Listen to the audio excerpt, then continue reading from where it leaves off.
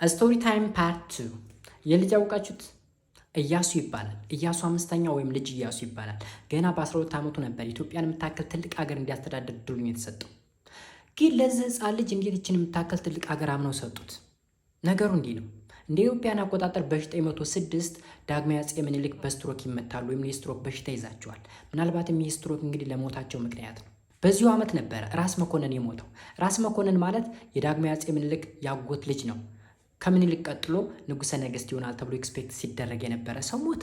እሱ ብቻ አይደለም፣ በዙሪያው ያሉ ኮሎናይዘሮች እነ ጣሊያን፣ ፈረንሳይና እንግሊዝ የሶስትዮሽ ስምምነት ተስማሙ። ይህም እንግዲህ እዛ አካባቢ ያለውን ግዛት ለማስፋፋት ምናምን ነው። ምኒልክ ታሞ መተኛቱን አይተው ማለት ነው።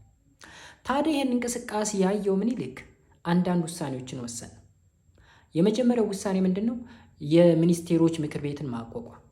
ሁለተኛው በ909 እንደ አውሮፓውያን አቆጣጠር የልጅ ልጁ የሆነውን ልጅ ኢያሱ አልጋ ወራሽ ማድረግ። ልጅ ኢያሱ እንግዲህ የምኒልክ ልጅ የሆነችው የሸዋረግ እና የወሎ ንጉሥ የሆነው የራስ አሊ ወይም በኋላ የራስ ሚካኤል ልጅ ነው። ከዛ አልጋ ወራሽ እንዲሆን ተወሰነ ማለት ነው። ነገር ግን ይህ ልጅ በጣም ሕፃን ስለሆነ 12 ዓመቱ ስለሆነ ብቻውን ሀገር ማስተዳደር ስለማይችል እንደ ራሴ ተሾመለት ወይም ደግሞ ሬጀንት።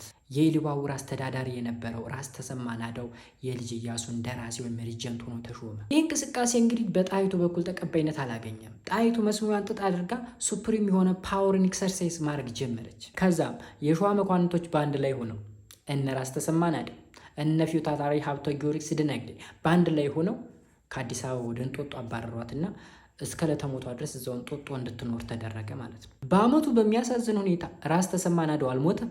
አዲስ እንደራሴ ይሾምልህ ሲባል እንብየው ብቻዬን ማስተዳድረው አላለም።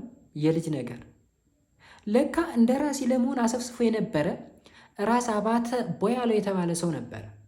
እንደራሴ ካልሆንኩኝ ብሎ አልቀወጠው። ከዛ በሌሊት ቤተ መንግስት ሰብሬ ካልገባው ብሎ ቃውጢ ደም አፋሳሽ የሆነ ግጭት ለመፍጠር ሲል በሰዓቱ በነበረው ፓትርያርክ አቡነ ማቴዎስ ጣልቃ ገብነት አማካኝነት ነገሩ ሊረጋጋ ቻለ። ከዛ ጀለሰው የልጅ ኢያሱ ከአውሮፓውያን አቆጣጠር ከ911 ጀምሮ እስከ 16 ድረስ ብቻውን ይችን ግዙፍ ሀገር ማስተዳደር ጀመረ። አንዳንድ ሪፎርሞችን አካሄደ። ለባሻ የሚባል ሌባ የመያዝ ስልት ነበረ፣ ባህላዊ የሆነ መንገድ፣ እሱ እንዲቀር አደረገ። ቁራኛ የሚባል በዳይና ተበዳይ አንድ ላይ በሀብል የሆነ ግንድ ላይ የሚታሰሩበት ስርዓትን አስወገደ። የፖሊስ ሰራዊትን አቋቋመ። ከሶስቱ ሀገሮች ጋር ከፈረንሳይ ከብሪቴን እና ከጣሊያን ጋር አንታጎኒስቲክ ሆነ፣ ተቃራኒ ሆነ። በምትኩ ከጀርመንና ከቱርክ ጋር ፒስ ፈጠረ። ሶማሌ ጋርማ በስማ ሶማሌ ራሷን ነፃ ለማውጣት እየታገለች ነበር። ለእሷ ድጋፍ ይሰጥ ነበር። ለሙስሊሞችማ በቃ ሰፖርቲቭ ነበር።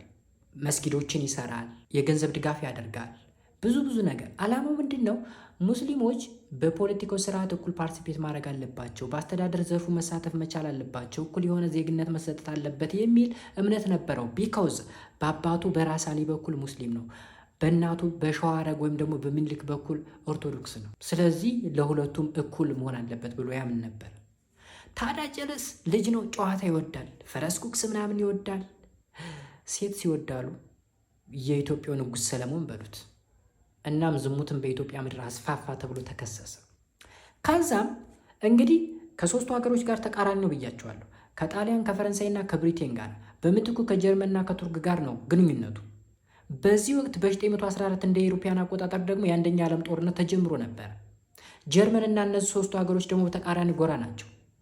ከዛ እንቅስቃሴው ያላማራቸው እነዚህ ሶስቱ አካላት ብሪቴን፣ ፈረንሳይና ጣሊያን ይህ ልጅ ከስልጣን መውረድ አለበት ብለው አሴሩ ማለት ነው።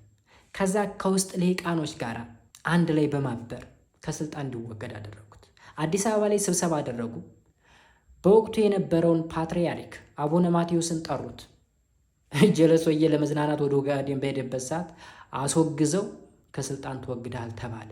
በምትኩ ዘውዲቱ የተባለችውን የምኒልክ ልጅ ኢምፕረስ ወይም ንግስት እንድትሆን ደጃች ተፈሪን ራስ ተፈሪ በማድረግ አልጋ ወራሽ እንዲሆን አደረጉት።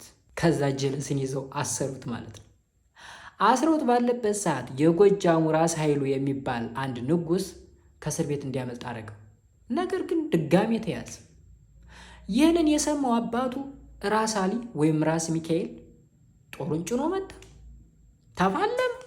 ተፋለመ፣ አልሆነም፣ ተያዘ፣ ካፕቸር ተደረገ። እሱ ከዛ ፋይናሊ ጀለስ ለሁለተኛ ዙር ተያዘና ሀረር አካባቢ ላይ ታስሮ እስከ ለተሞቱ ድረስ እንደ ኢሮፓያን አቆጣጠር እስከ 936 ድረስ በእኛ ደግሞ በ928 ሞተ ማለት ነው።